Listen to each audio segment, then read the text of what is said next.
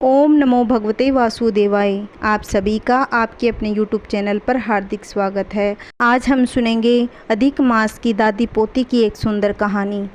एक गांव में दादी पोती रहती थी। दादी अधिक मास स्नान करती, पूजा पाठ करती।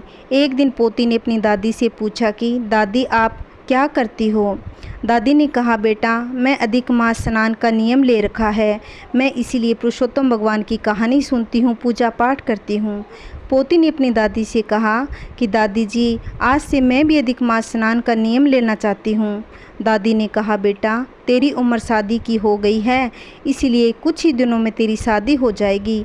तू अपने ससुराल जाकर अधिक मास स्नान का नियम निभा नहीं पाएगी, इसीलिए तू मेरे साथ पुरुषोत्तम भगवान की कहानी सुन लिया कर। अब दादी पोती दोनों पुरुषोत्तम भगवान की कहानी सुनती। दादी एक लोटा जल भरकर उसमें फूल रखती, वो दादी कहानी कहती और पोती हुंकारा भर लेती। दादी लोटे के जल को भगवान सूर्यदेव को अर्घ्य दे देती। कुछ दिनों बाद पोती की शादी हो गई। तब पोती शादी के बाद विदा होने लगी। तब दादी ने कहा, बेटा देने के लिए तो कुछ भी नहीं है, एक लोटा जल से भरकर उसमें फूल डालकर दे दिया और अपनी पोती से कहा, बेटा तुम हर रोज़ पुरुषोत्तम भगवान की कहानी सुन लेना, इस नियम को बीच में मत छोड़ना। पोती ससुराल के लिए विदा हो गई। तब रास्ते में उदास मन से भगवान पुरुषोत्तम को प्रार्थना करने लगी, हे पुरुषोत्तम भगवान अब मैं ससुराल जाकर क्या कहूँगी। सब पूछेंगे कि दहेज में क्या लेकर आई, तो हे भगवान अब मैं उनको क्या जवाब दूँगी। हे भगवान आप ही मुझे इस कष्ट से निकालो। ऐसे करके वह भगवान से प्रार्थना करने लगी और रोने लगी। पुरुषोत्तम भगवान ने सोचा कि आज अगर मैंने इसकी नहीं सुनी तो मुझे कल कोई नहीं मानेगा, इसलिए इसका कष्ट तो मिटाना ही होगा। पोती को रास्ते में ही दिन निकल गया और उसने नहा धोकर उस लोटे के जल से भगवान पुरुषोत्तम की कहानी सुनने लगी।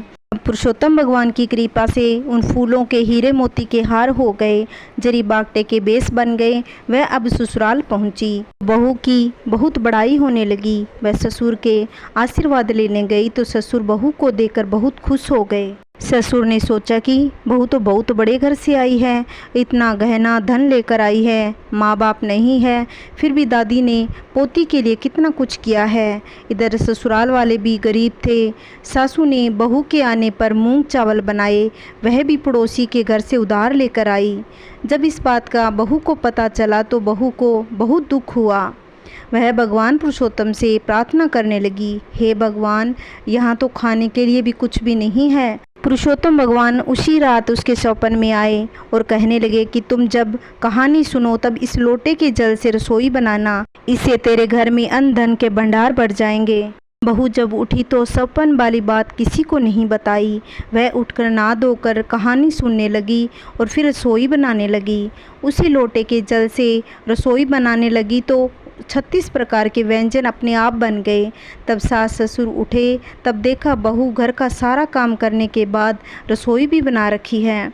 तब सास रसोई में आकर देखा 36 प्रकार के व्यंजन बना रखे थे। सासू ऐसा देखकर आश्चर्य में पड़ गई और कि रसोई में तो राशन भी नहीं था, तो ऐसा कैसे हो गया। तब सास ने अपनी बहू से पूछा, बेटा यह चमत्कार कैसे हुआ। तब बहू ने अपनी सास से पूरी बात बताई कि माँ जी यह सब पुरुषोत्तम भगवान ने दिया है। मेरी दादी माँ का अधिक मास स्नान का नियम था तो मैं भी पुरुषोत्तम भगवान की कहानी सुना करती थी, इसीलिए पुरुषोत्तम भगवान की कृपा हम पर हुई है। यह सब सुनकर सास बहुत खुश हो गई और अपनी बहू से बोली, बेटी अब तुम जिम लो।